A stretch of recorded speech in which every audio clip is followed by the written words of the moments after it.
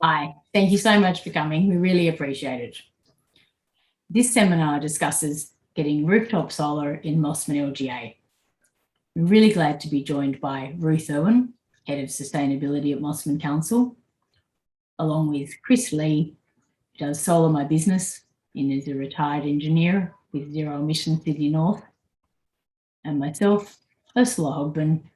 I look after zero emissions homes and zero emissions transport, and really glad to be speaking with you today.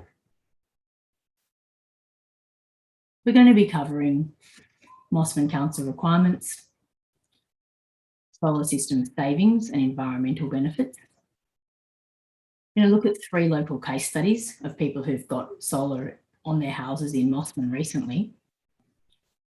We're going to be answering common questions around system size. What panel should I get? Should I get a battery?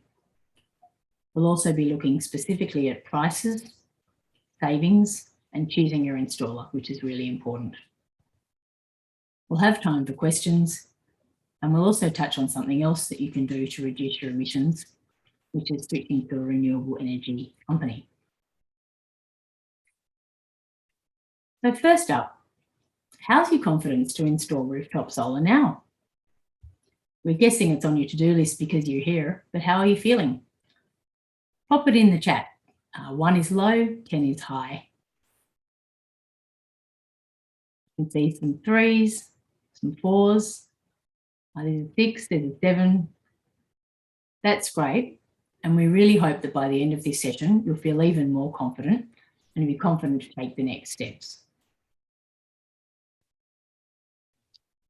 So who are we? Why are we doing this? We're Zero Emission Sydney North. We're a community group, not-for-profit association, working along in the Northern Beaches and the North Shore. We're all volunteers, and we're doing this around work, parenting and other things. Because we're all concerned about climate and the environment. We wanted to give people some really practical solutions of what we can all actually do personally to reduce emissions. What are we focusing on? We looked at the main sources of emissions in our area, and you can see there, nearly 70% of our emissions are coming from electricity. So we decided we'd offer programs that showed people how to reduce their electricity-based emissions. And there's 2 primary ways that we can do that. Getting rooftop solar if you can, so you're generating your own renewable energy, and or switching to a renewable energy company, so all the energy that you're buying through the grid is linked to a renewable energy company. Briefly, in terms of us, vision is a sustainable community now and for our future generations. We're here to help you with swift, practical action on climate change. We've got a range of easy programs with all designed to have a really big impact. Delivered around 30 info sessions and events since we launched about 1.5 years ago. We're working with councils, businesses, schools and community groups, and really hoping this session is useful tonight. You'll see a couple of times we mention companies, we mention a solar installer, and we mention an electricity company. We researched really hard to come up with those 2 who we think are really good examples of people to go with. But please do feel free to get your own quotes and make your own choices. If you go with one of our suppliers, they do give us a small thank you contribution. That helps our running costs, and it also funds our community giving fund. Our community giving fund is there to install solar on local charities. And we're really glad to have just donated our first installation along with other donors. That was on Pioneer Clubhouse up at Balgala. And next, we'll go straight to Ruth Irwin, Head of Sustainability at Mosman Council, talking to us about council requirements for installing solar. Thanks, Ursula. That's really wonderful. It's a delight for me to be here, and I'm really glad that so many people are showing interest in putting solar on their houses in Mosman. As you know, in 2019, in November, the council declared a climate emergency, encouraged by a lot of local residents. And since then, the council has put together a mitigation plan. And part of that mitigation plan is for an aspirational community target of net zero by 2040. Now, this is a very ambitious target, and it really requires everybody in the community to consider how they can reduce emissions or how they can supply electricity by alternative means and not by fossil fuels. And obviously solar installation is one of the ways that we can do that. So Mosman Council would like to strongly endorse putting solar on your household roof. And in order to help make this happen, the council has waived having to need a DA. So you don't need a DA to put solar on the roof any longer. There are still a couple of regulations. So if you're in a heritage house, you have to make sure that the solar panels cannot be seen from the road. And there are one or two other regulations that are on the website, and you'll be able to find those under Mosman Council, How to Live Sustainably, and we've put the link on the notes for this film. So other than that, there's really no obstacle whatsoever, and we'd really like to support Below Zero for making this really helpful and informative film to help everybody put solar on their rooftops. Thanks.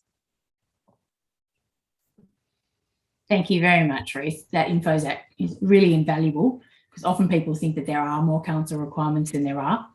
But I do encourage you to have a look at the website that we have the link for. Council's got great information, and it really is straightforward to put rooftop solar on in Mosman. So what's happening across Australia? The solar industry is going through the roof. Over 20% of Australians' households already have rooftop solar. But our area, it's only about 6 or 7%. And we're confident that we can catch up and really become known as a solar community, really show some leadership on this. If everyone gets on board, we can have a huge impact. And Chris is now about to go through why install solar. Yes, thanks, Ursula.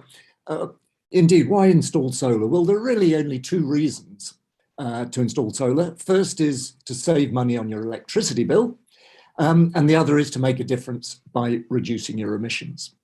And the amazing thing with solar is that you actually make a profit by doing the right thing. So whatever your motivation, solar makes sense. On the money side, the payback period, i.e. the time it takes to cover your investment with the money you save, is short, between 3 and 7 years. But even under the most pessimistic conditions or assumptions, this will probably be the best investment most of us can find. On the emissions side, whether you consume the power yourself or you export it, it makes the same difference in cutting emissions. It's also a powerful signal to others that you are supportive of emissions reduction, and it accelerates our clean energy transition. Got just a little diagram here that shows on the money side. You could have the next pic, Ursula. Yeah, so there on the left, you've got your existing electricity bill and expenditure on electricity, and basically your solar generation is displacing that below the line. So those are the savings in yellow below the line.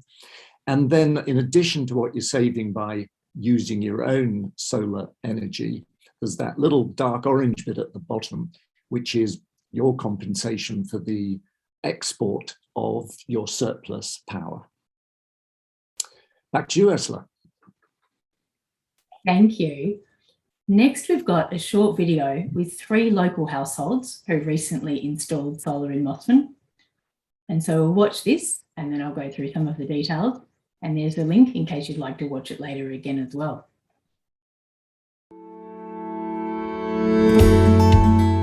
So we're saving, we think, about $4,000 a year on our power bills. We are producing more power from our solar panels that goes to the grid than we are using, and that means that we're net neutral. the app was so exciting because you could see it was worth doing. We didn't put solar in for the money, but it's turned out to make a surprisingly large difference to our power bills. We are tree lovers. Yes, I mean, the environment and the climate and things like that were all major factors in our decision taking rather than a purely financial side of things.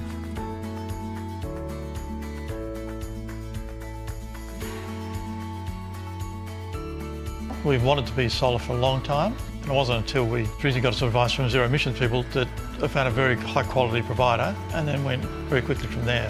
Installation of the equipment itself and the solar panels was very quick and very well organised.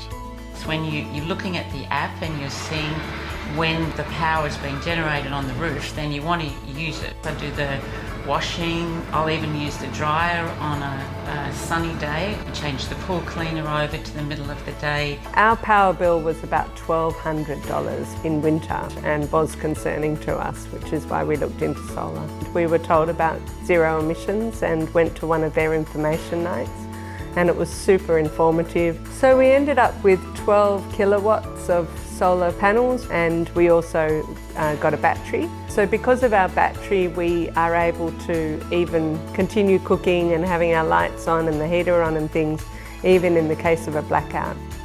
We had a fairly small system. We just felt that it was time to upgrade. The quality of panels had improved tremendously, and we could actually use more of our roof. We love the trees, we're surrounded by the trees. We were delighted to discover that you could get panels that operated even when partly in the shade. So our last bill for summer, we actually had a credit of $160. I have never been paid by an electricity company in my life, so we were very excited about that. You know we have to go to a carbon-free economy. What are the few things you can actually personally do is to change over your power consumption. It's so hard to imagine tackling climate change in the macro sense, so this is a really nice micro way of contributing.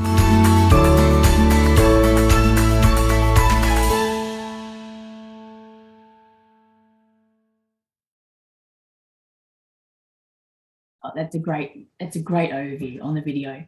So now just a bit more detail about a couple of those houses that we saw. So first of all, the Eccles family, Kate and Jeremy, they live in an absolutely beautiful part of Mosman, but unfortunately for solar, that means that their house is surrounded by quite a few trees and there's tree shading over their roof.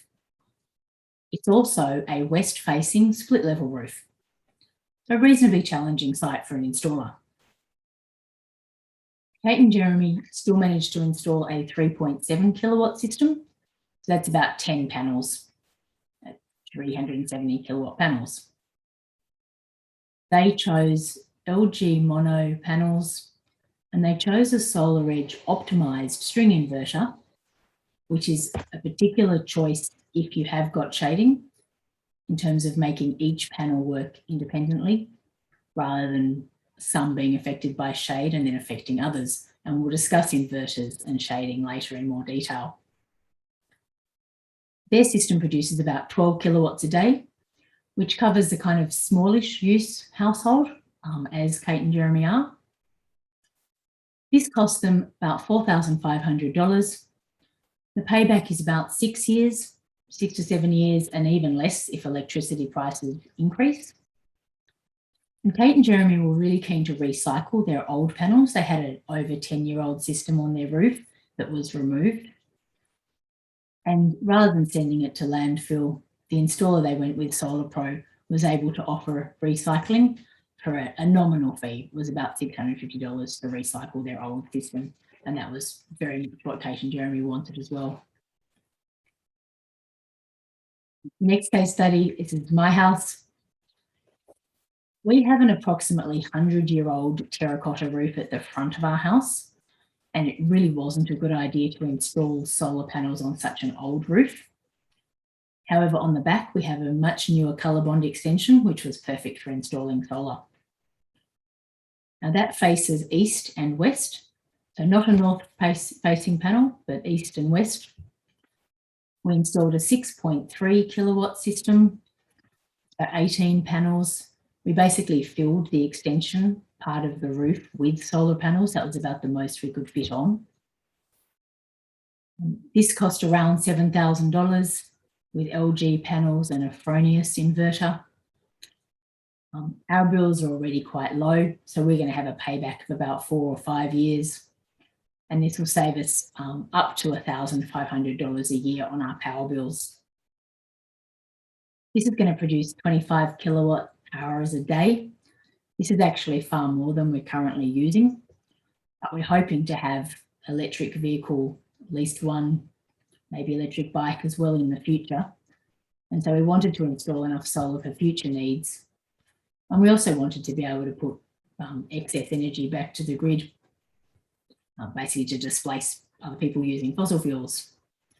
And last of all, we buy our electricity from a renewable energy company, Diamond Energy, for the times when we do have to buy from the grid. So our system's only a kind of reasonably average size system for our area, and it's still saving about 7 tonnes of carbon dioxide a year, about the equivalent of planting 100 trees or taking 3 cars off the road every year, which we're really glad of as well. And last system that we'll go through is Kate and Paul. They've got an even larger system. They've got an absolutely great house for solar. They've got a really large roof and it's unshaded. So they put on 35 LG panels. That's about a 12.25 kilowatt system. And they installed a 13.5 kilowatt hour Tesla battery. They used LG panels and a solar edge inverter. This system's producing anything from 25 to up to 70 kilowatt hours a day. This system with the panels and the battery costs them about $30,000. Based on their previous power bills, this will take about 8 years to pay back. And then on, as with every system, you've just got power bill savings for years and years after that. And the battery means that they can use more of their solar in the day. So they'll fill the battery, use the battery, fill the battery, use the battery, and then keep using that solar power in the battery into the evening as well. What did Kate say about the system? She said, our electricity bills were massive. So we got an energy audit to reduce our energy use, and then we put our solar system on. So we love the system, and we did deliberately oversize it. So we're putting solar energy back into the grid, and also for future electric vehicle charging and use. And they absolutely love, they're saving over 13 tonnes of carbon dioxide in a year. And their system's about the equivalent of taking 6 cars off the road or planting nearly 200 trees, which they love. So one of the first questions people ask us is, how does solar work? And I'll go to Chris to discuss that. Great, thanks, Ursula. Look, this picture illustrates the main elements, the 4 main elements of a solar installation, which I think many of you will be familiar with, but I'll just go through it quickly. And then later in the presentation, we'll pick up each of these elements and talk in more detail about it. First, there's the panels on the roof, number 1. Second, the inverter on the wall, preferably a shaded wall and close to your existing meter box, fuse box. And that's converting the direct current from the panels into alternating current, 230 volts, for feeding into your house or back into the grid. You've then got a smart meter, number 3, which is measuring the amount of power both coming in from the grid and out as export. And quite likely that will be installed for you by your retailer, possibly for free. And then the 4th item there, the battery, if you choose to have that.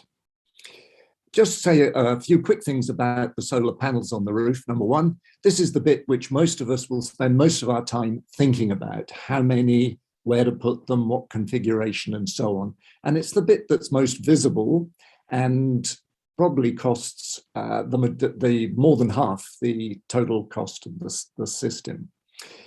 What I would mention is the stuff you can't see, which is behind the panels, all the rails and brackets that fix these panels to the roof, the way those fittings go through a tiled roof or through a colour bond roof, all the cables and connections, and particularly the way these are sealed to make them watertight as they go through the roof, how they run down the walls on the outside or inside to the inverter, and so on.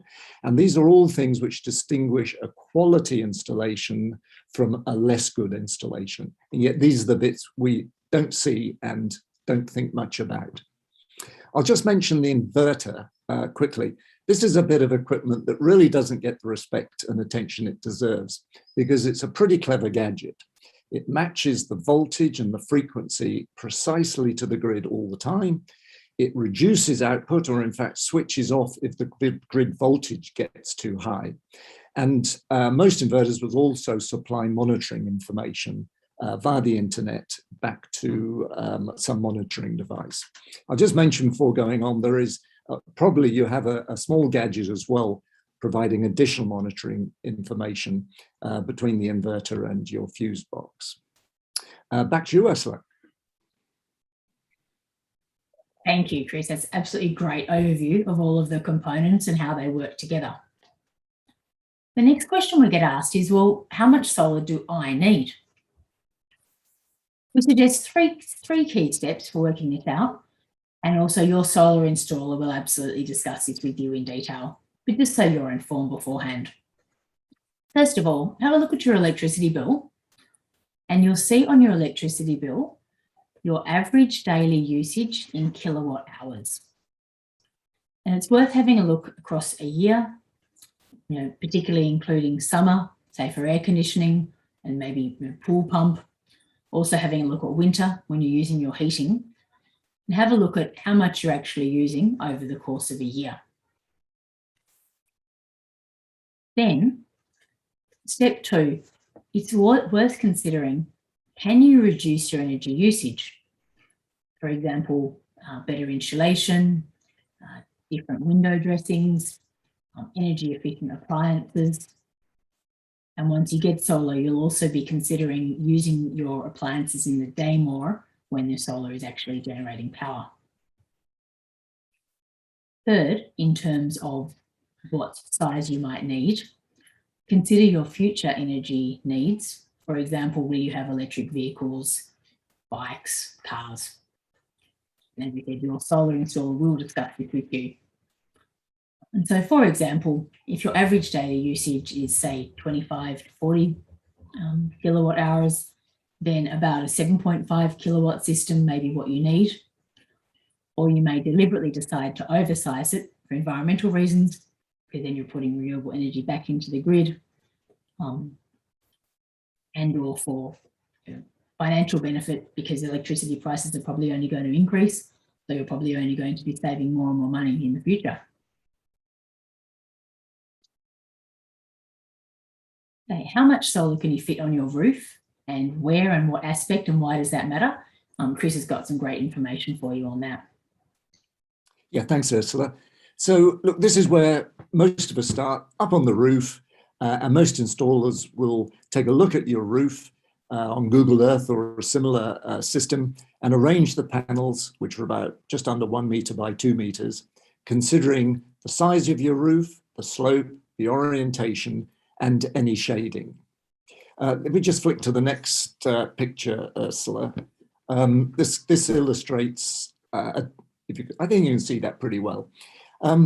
So looking at orientation, north facing is the best for the total output during the year, and angle of, in fact, an angle equivalent to the latitude. So in Sydney, it's about 30 degrees. Slope, north facing gives you the best results. But east and west facing are pretty good too. Like in Ursula's case, that was what she had available on her roof. And the amount of power produced throughout the year for east and west is about 80% or so of north facing. But in addition to that, they actually spread the generation of electricity over a wider period during the day, so you may well be able to use more yourself. Just for comparison, a flat panel, if you had a flat roof and put it straight on the panel, on the roof, is actually about 87% of a perfectly positioned north-facing panel. I'll just mention shading. Ursula will pick this up a bit later. Shade on any part of a solar panel will reduce the output of the whole panel. And if you have the panels in a continuous string, that one panel will reduce the output of the whole string. This used to be a big problem, but there are two ways around it: microinverters and optimizers. So with a little bit of extra cost, partial shading isn't a showstopper. And Ursula will explain a bit more on that later. Back to you, Ursula. Thank you. Incredibly, one of the common questions we get asked is, what if my best roof space isn't north facing? So thank you, Chris, because that's invaluable information for people. So when you go to get a solar system, what are you actually buying? What do you actually need? You need solar panels. You need an inverter. A consumption monitor is optional, but very useful in terms of tracking your consumption.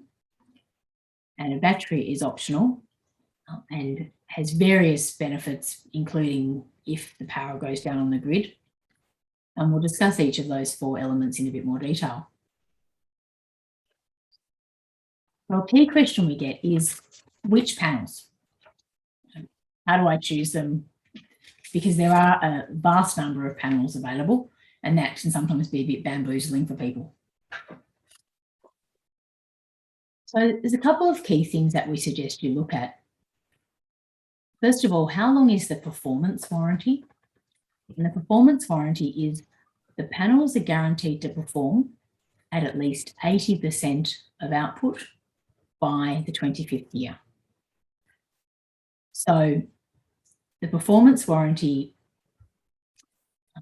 every panel has a performance warranty, but the performance warranty is actually worthless if the panel breaks down. So what covers a panel breakage? That's your product warranty. Product warranties differ a lot between brands, and price differs a lot between the product warranty. So shorter product warranty, lower price, longer product warranty, higher price usually. You're paying for the product warranty. So what does the product warranty mean? If the panel breaks down, the panel gets fixed or replaced. So the longer your product warranty, the longer your system should last, the longer you're generating renewable energy for your house, and also the longer until you have to get rid of your panels or they become deficient. So it's a lot better for your investment and a lot better for the environment often if you're able to afford panels with a longer product warranty. The ones we've mentioned here, Suntech's known as a really good quality mid-priced panel, and even with that really good price, which we'll go through, you're still getting a 15-year product warranty. LG is known as a really high-quality brand in the market. Their mid-range has a 15-year product warranty, and their top of the range has a 25-year product warranty. If you're discussing other solar panels with your installer, also ask about durability. We live in quite a salty area, so durability is relevant. Ask about country of origin. Chinese made tend to be a little less than some of the other, like Korean made, other countries. Ask about local support for those panels and that product warranty. And all of these things are what goes into price. And with solar systems, panels, inverter, consumption monitor and battery, it really is a case of you get what you pay for. Just like a kitchen or a car or some other major purchase that we'd make, you do get what you pay for. Up next is the inverter, and Chris gave a really great description of what an inverter does, converting the direct current from the panels to alternating current for your house. And your main choice depends on, do I need string or optimised? How long is the warranty? And how good is the support? So we mentioned two types here.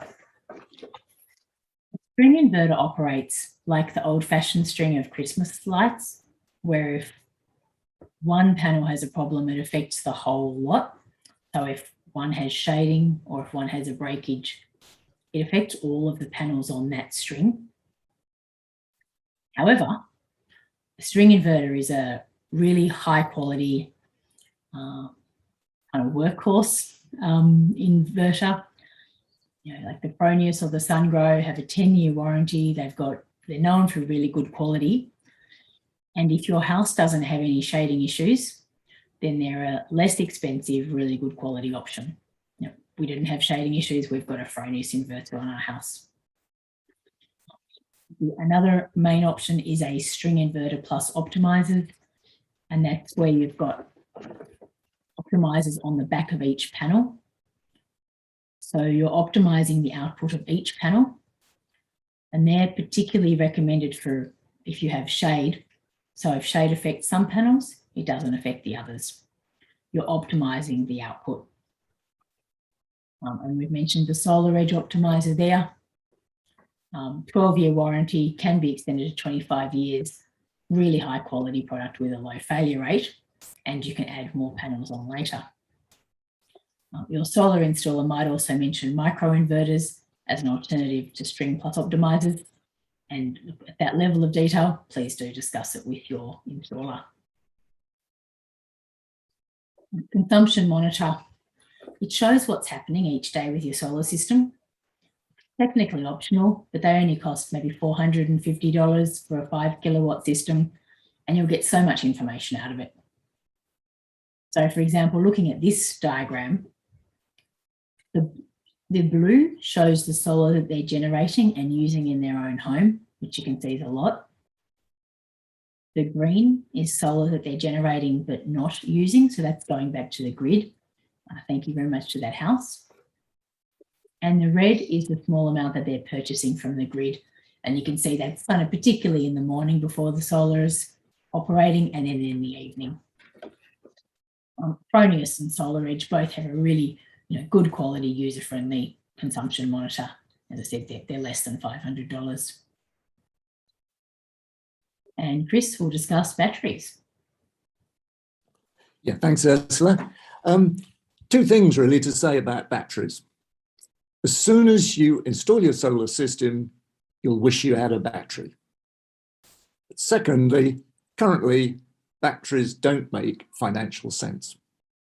You'll want a battery when you see all the solar power you're exporting in the middle of the day, later importing about the same amount of power from the grid in the evening. But at current costs, you won't pay for the battery with the amount of money you save on your electricity. Batteries currently cost about $1,100 or so per kilowatt hour. So a Tesla Powerwall, such as Kate has in the case study you heard about earlier, will cost you about $14,000, $15,000, pretty much doubling or more the cost of your solar installation. Environmentally, at the moment, whether you use or export your solar power doesn't make a difference to total emissions, because what you export will displace coal-fired power that somebody else will be using. Nevertheless, a battery is nice to have. It'll give you a level of backup protection if the main power is cut off, and it does help to stabilize the grid.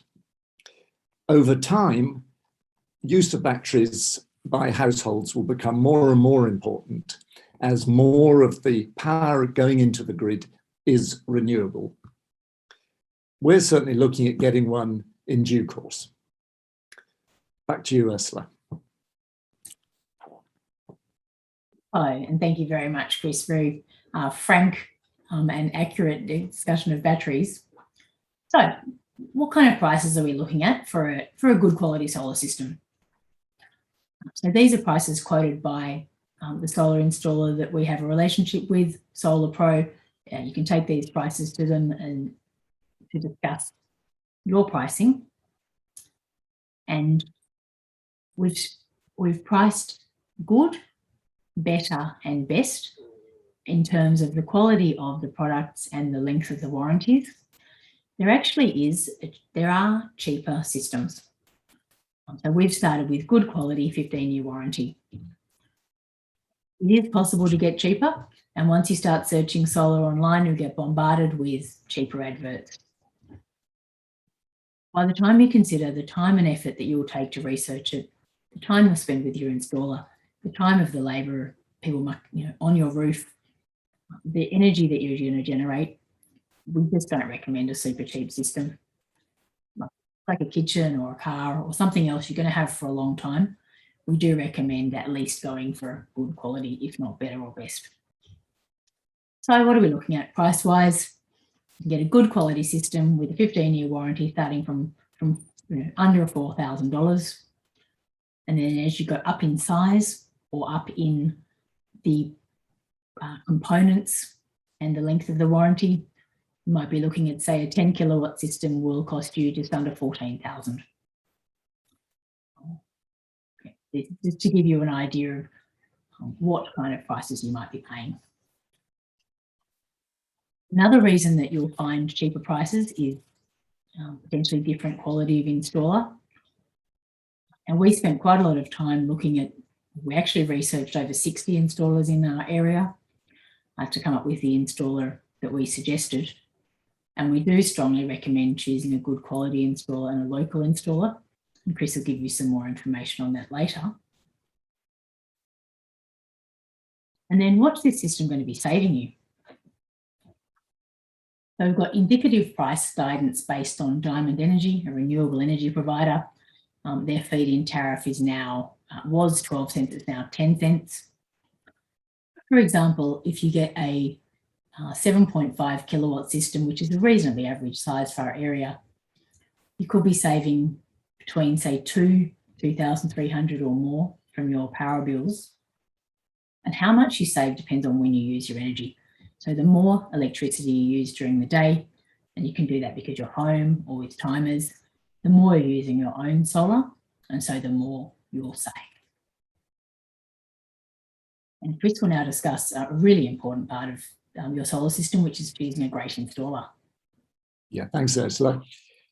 This is the biggest issue for most of us. How to find an installer who will do a quality job at a reasonable price and be around to fix any problems later on. First, a word about on behalf of quality installers. Many people seek lots of quotes, ask lots of questions, and then simply go with the cheapest, which is pretty frustrating for the good installers. The installer you want is unlikely to be the cheapest, and it's best if they are local.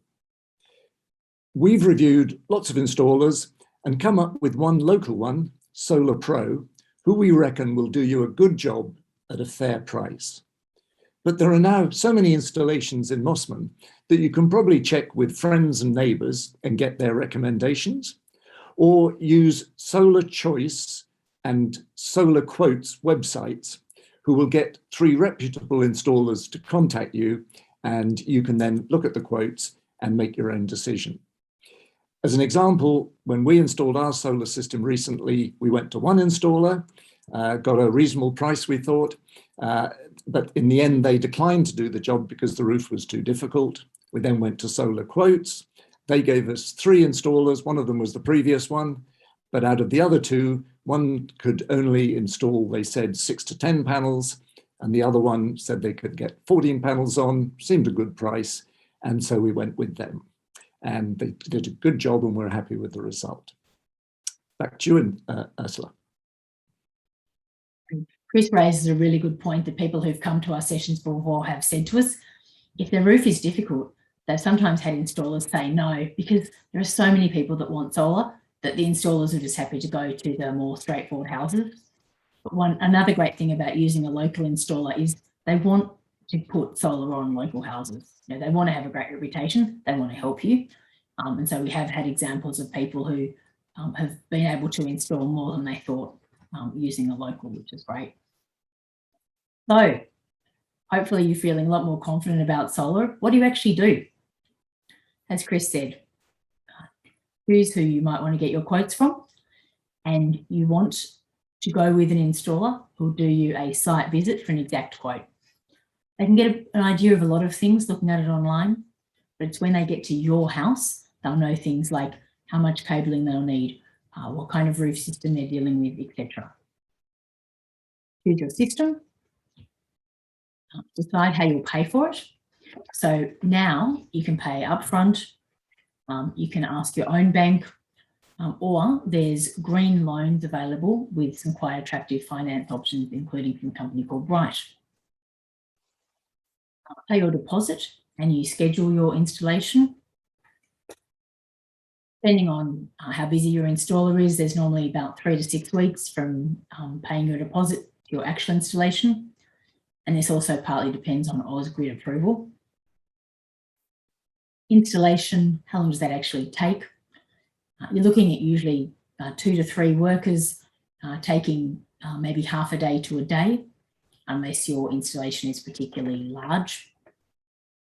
And it's great if you're there, then they can have discussions with you about things like where should the inverter go. Then we recommend you switch to a solar-friendly renewable energy company. One, to get a really good feed-in tariff.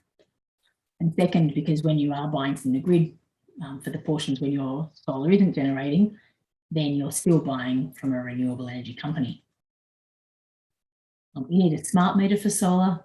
Diamond Energy and others provide these. Your installer will handle the paperwork and the smart meter application on your behalf, and SolarPro does. And yes, another plug for switching to a renewable energy provider.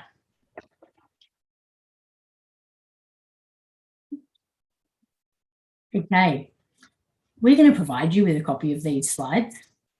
We're also going to provide some other useful information for people that are interested.